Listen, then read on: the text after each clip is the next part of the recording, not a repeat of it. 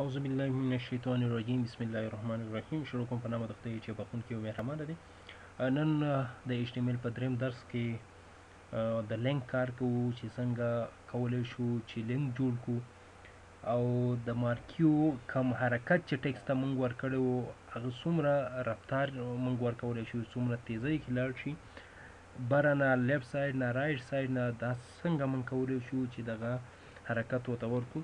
نو زما نوټ پیډ ته او په نوټ پیډ کې ټول نه مخکې لینک جوړوم. لینک څنګه کیږي؟ اول به لاړ شو ریپ ډبل کوټیشن او دلته زما د کم سره لینک جوړ کما غواړم چې لینک جوړ کما علي په نامه باندې چې کم MS Word ډاکومنټ یو فایل دی دغه سره غواړم چې جوړ کما یو لینک چې اتوماتیک دغه خلاص شي.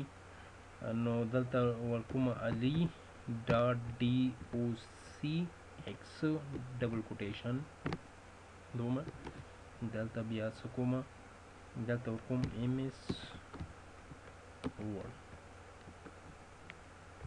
صحیح شو؟ نو زما دلته څه کوم، سیو کوم. صحیح شو؟ دا سیو شو موږ سره.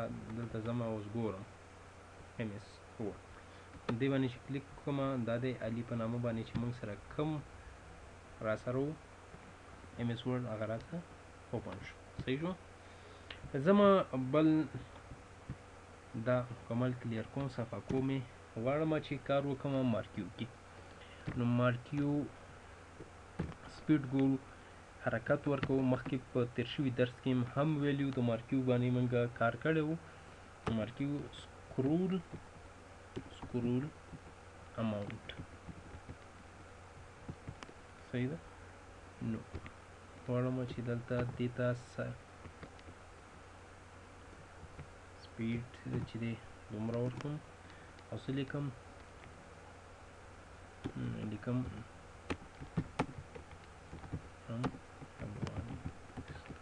صحیح ده. دې ته ګورم چې څومره سپیډ، دې ته اوس ورکوم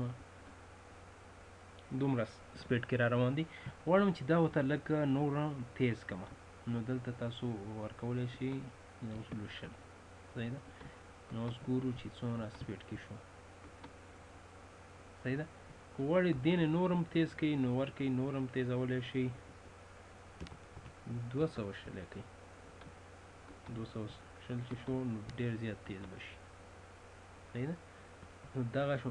اوس غواړو چې دغه کم ټیکسټ چې دی، کم لیکل چې مونږ کړي دي، دی له څه ورکو، ډایرکشن ورکو، یعنی لاندې د مونږ سره لاړ شي، ښکته لیفت ساید نه رایټ ساید نه مونږ سره دی حرکت ورکو.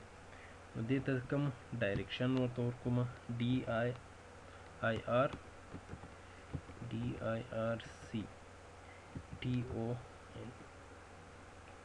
ډایرکشن. دلته یو ای پکې پاتې دی ډایرکشن. نو غواړم چې موږ سره دا د اپ ساید د بره نه. صحیح ده. اوس ورته غواړم چې دا د ډاون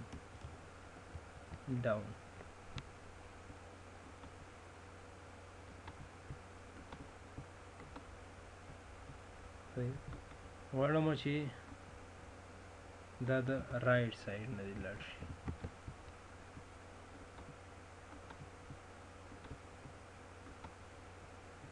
صحیح. او د لیفت نه لیفت ساید نه کولی شي هم لیفت ساید شو. امید لرم چې په دې مارکیو سکرول اماونټ او ډایرکشن او په لینک باندې به پوه شوي. انشاءالله په نیکسټ درس کې به بیا نور په HTML کې خبرې کوو. امید لرم چې په دې درس باندې به پوه شوي.